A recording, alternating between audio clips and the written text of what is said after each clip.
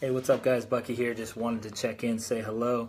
It's been a while since I've been on here. It's been a interesting process for me over the last several weeks. There's been a lot of stuff going on for me in my life, and I think one of the biggest ones is that I've been stepping into my life and my purpose in a different way. I've been looking at what are the things that I really want to be doing in my life and how can I share that more full-heartedly. Where have I been hiding? Where have I been pretending? Where have I been not open to what's been true for me? And how can I really step into all that and really embrace it and to thrive in that space? And it's such a scary thing, right? It's such a scary thing to having to have the willingness to assess yourself and to say, hey, this is where I haven't been showing up. And it's really been a journey for me over the last couple years. I'd say the last 18 months. There was something that happened a while back, and I shared in a post ago, or I shared about it in one of my posts. And I think about a year ago, I made the decision that, for me, I was going to look at every area of my life, whether it was my family life, my spiritual life, my physical life, my personal life, my financial life, and I was looking at how can I really grow and level up in all those different areas. And I had an interesting interview. I had a job interview with Tony Robbins, and one of the things that they asked me was, what was my why? What's my why in the things that I do? And what would I be willing to do in order to get congruent in my life? And it was a question that really stuck with me. It was a question that, and of course I was nervous, right? And I did this interview, and I answered these questions. It was a video interview, so I answered it a bunch of different times. And, in that process really got integrated with, what am I willing to do? What am I willing to do for the things that I want in my life and the things that I stand for? What am I willing to risk and give up? And what are my drives, or what are my passions, or what are the things that propel me forward or pull me into the person I'm meant to be? And it's been a tough process of looking at all those things, and there's been so many details where I've had to transform, I've had to grow, I've had to dissolve, I've had to step into different aspects of who I am, and not all of it's been pretty, And one of the things that I remember saying in that video interview is I realize the amount of work that's going to take. I understand for me to fully live in my passion and to live in my purpose, there are so many constructs that I've built in my life already that are just limiting. I've developed relationships, I've developed dynamics, have personal beliefs around who I am that have just been, that I've been hiding in who I am. And I just got to a point where it was I can't do it anymore. And it's not worth it for me to live my life that way. And I started dedicating my life towards, living in my fullest potential. And here's the thing, right? All of us have our own measurement. And it wasn't that I wasn't living in my life before, and it wasn't that I wasn't being authentic, but I wasn't being 100% authentic, right? And there's that difference. And for me, my whole life has been kind of characterized by this idea of, my 80%, my 90%, my 95%. And by all means, by anybody else's standard, that 85% has been awesome, right? That 95%, I think about being in high school and being in sports, or having friends and relationships and my level of success, or whether that was in school and college, and, getting straight A's, and all this process of, getting a master's degree and traveling different parts of the world and becoming a speaker. And, for me, that 80-90% was awesome, and everybody would praise me for that 89%. But the truth about it is that I knew for myself that, there was some things missing, and I knew that I wasn't living in my fullest potential. And one of the questions that used to haunt me a lot is you do these different activities with different people at different workshops, and they say, hey, what's your biggest fear? And what's the thing that, you would regret the most potentially in your life? And for me, it was knowing that I never lived up to my fullest potential, knowing that I didn't fulfill the dreams of who I was or who I am, and what I wanted to create in my life, and knowing that I fell short there. What's up, Cynthia? How are you? It's been a long time. Hope you're doing well, sis. But yeah, so it's been an amazing process to step into that. It's been a gritty one. It's been there's been some dark parts there. There's been some sad parts, and there's been some really exciting parts. I think one of the things that, Tony, his language is so important, right? The language and the clarity in his language. And I think one of the things that I really like, and one of the things that really resonates with me is this idea of tearing it wide open, right? Opening it up and getting into the crevices and the dark corners of who we are, and really sitting with that and moving through that and being okay with that. And I was watching another post earlier today. Who was that? A friend of mine, and he was talking about, the willingness to go into the dark spaces and to go into the flaws and be okay with that, and to know that, we are all, we all have the things that we come with, right? We all have our baggage, and none of us are perfect, and in the same time we are perfect, right? Because everything in our life has been designed in a way to contribute to who we are and to have us grow through the lessons that we need to grow through, and have us discover the things that we need to discover in the ways that we need to discover them.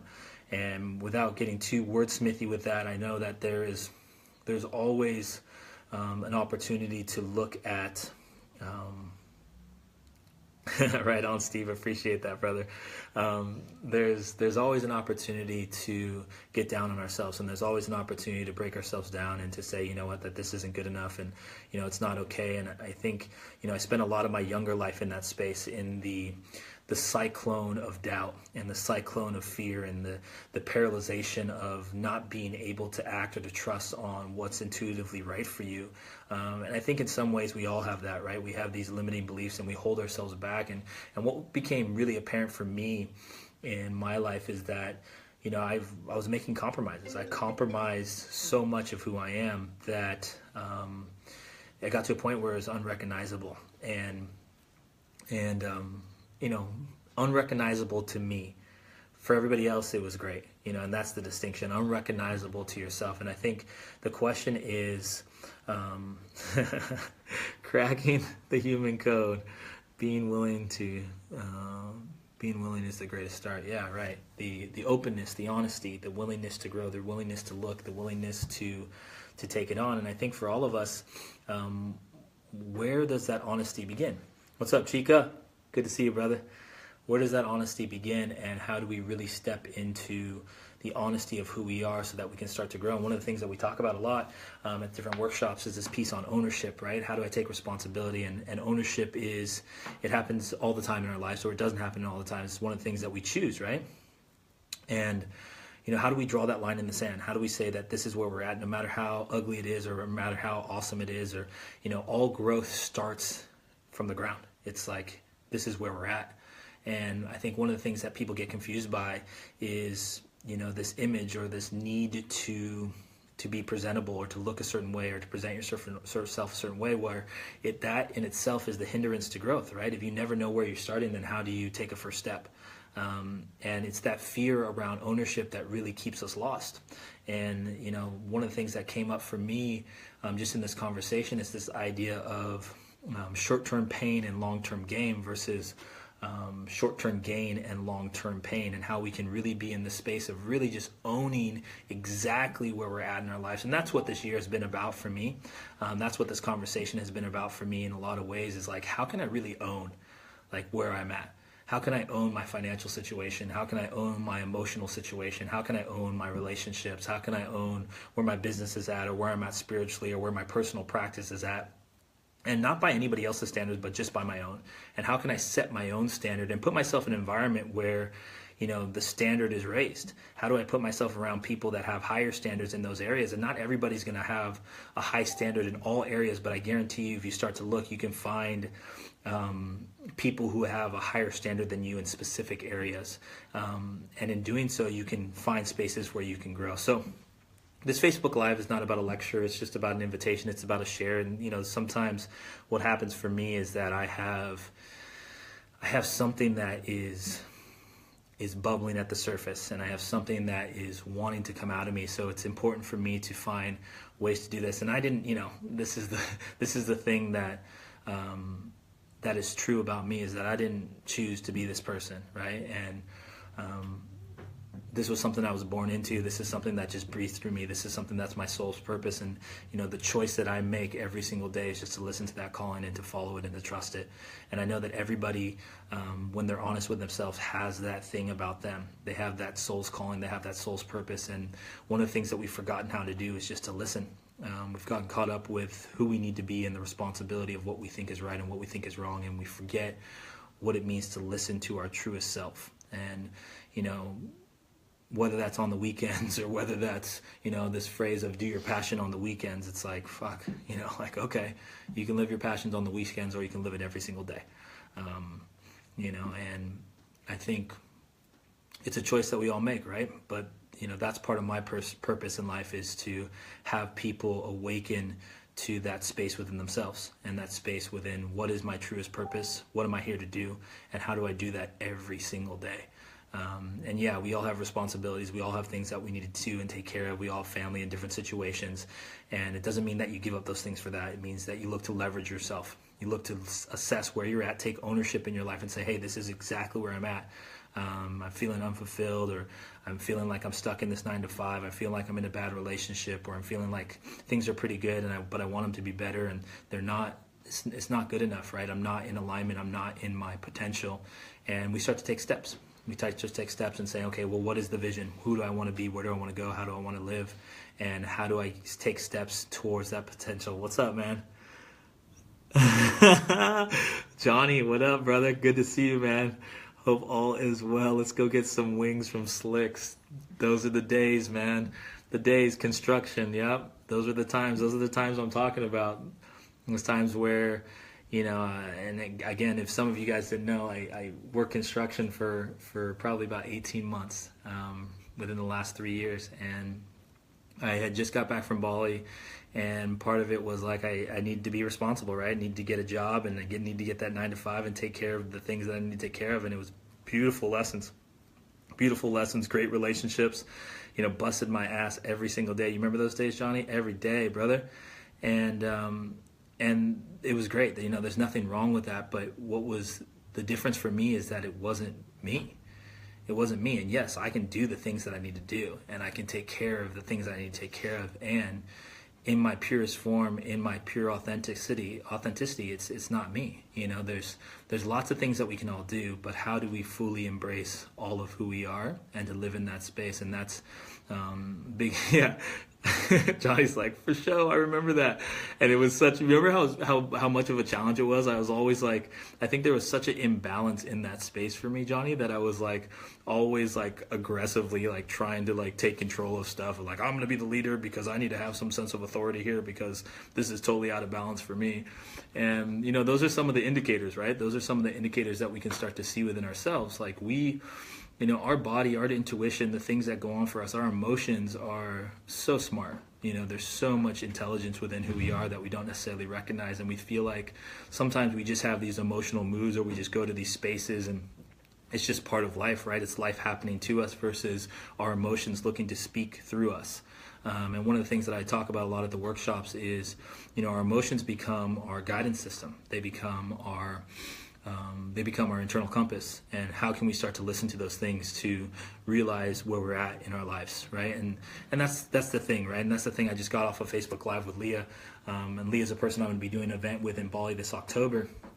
And one of the things that we talked about is gaining perspective on yourself, and how so much of personal development, spiritual development, financial development is about gaining perspective, right? Seeing yourself as things are, but also seeing where you want to go. Where you want to go and what's missing and things like this, and how do we gain perspectives, and how do we see ourselves in the actuality and the truth of who we are. So I just wanted to get on here and say what's up to everybody. It's been a long time. I love you guys, and please know that it is my truest intention to support you guys and to support all of humanity to have this realization of who they are. And I know that so many conversations, and it's like Gandhi. How do you do that, right?